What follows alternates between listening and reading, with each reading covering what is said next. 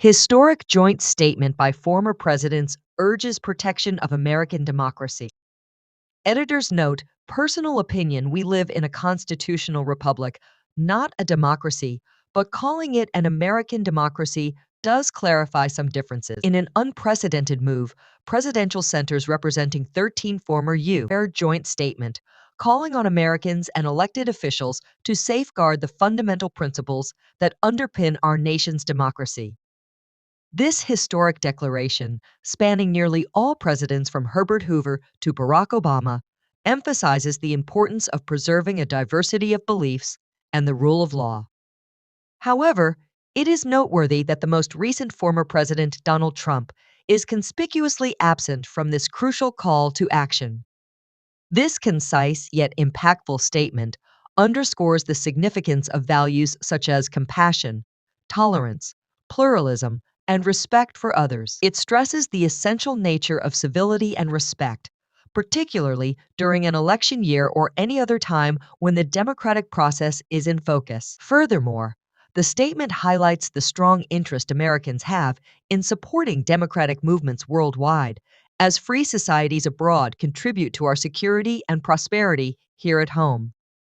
Nevertheless, it warns that our global influence wanes when others observe internal discord within our own nation. While the statement refrains from directly naming any specific individual or leader, its timing and carefully chosen language unmistakably allude to concerns surrounding Donald Trump's actions. These actions include his attempts to overturn an election that he continues to assert he won, for which he now faces criminal prosecution. This joint declaration also appears directed towards opponents of Donald Trump, who think that Trump's America First is an isolationist agenda full of anti-democratic efforts across the country that are fueled by his false narrative and political vendettas. The world will not wait for us to address our problems, so we must both continue to strive toward a more perfect union and help those abroad looking for U.S. leadership, the statement emphasizes.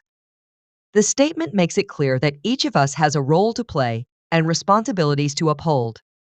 It calls upon elected officials to lead by example and govern effectively, restoring trust in public service. It also urges the rest of us to engage in civil discourse, uphold democratic institutions and rights, ensure secure and accessible elections, and contribute to the betterment of our communities.